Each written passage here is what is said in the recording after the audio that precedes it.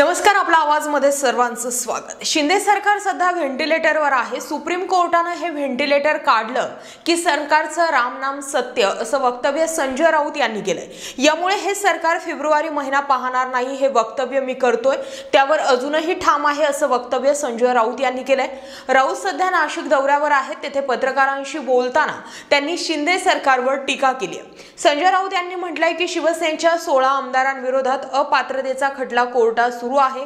न्याय व्यवस्थेवर कोणताही दबाव आला नाही तर निकाल आमच्या बाजूने लागणार आणि न्यायालयात आम्हाला न्याय मिळणार हे निश्चित आहे। त्यामुळे हे सरकार फार काळ टिकणार नाही हे मी ठामपणे सांगू शकतो असा दावा राऊत यांनी केला। शिवसेना आमदारांवरील अपात्रतेची कारवाई आणि विधानसभा अध्यक्षांच्या अधिकार कक्षाचा उहापोह करणाऱ्या याचिकेवरील सुनावणी येत्या 10 जानेवारी रोजी होणार आहे। या सुनावणीकडे राज्याचंच नव्हे तर अवघ्या देशाचे लक्ष लागलंय। अपात्र आमदारांच्या यादीत मुख्यमंत्री एकनाथ शिंदे यांच्यासह महत्त्वाच्या नेत्यांची नावे आहेत।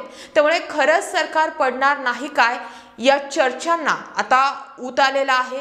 संजय राऊत नाशिकमध्ये बोलताना म्हटलेले आहेत की अधिवेशनात मुख्यमंत्र्यांसह 6 मंत्र्यांच्या भ्रष्टाचाराची प्रकरणं आली तरी सरकार ठोंब्याप्रमाणे बसून होतं। सरकारमध्ये 2 गट आहेत, तुमचं तुम्ही बघा, आमचं आम्ही बघू असं सुरू आहे। तुमचं तुम्ही बघण्यावाल्यांमध्ये सरकार 40 आमदारांच्या पलीकडे नाही। 40 आमदारांची जी काही खुशाली आहे ती पाहण्याचं काम सुरू आहे। राज्यात 2024 ची तयारी सुरू आहे, त्याआधीच परिवर्तन होईल। हे सरकार फेब्रुवारी महिना पाहणार नाही, माझं मत पक्का आहे। आमचा न्याय व्यवस्थेवर पूर्ण विश्वास आहे। दबाव न्याय व्यवस्थेवर येईल असं वाटत नाही। संविधान, घटना आणि कायद्याचं उल्लंघन करणारं सरकार फेब्रुवारीचा महिना पाहणार नाही। 6 आमदार अपात्र ठरतील, त्यामुळे वेळ काढू धोरण सुरू आहे।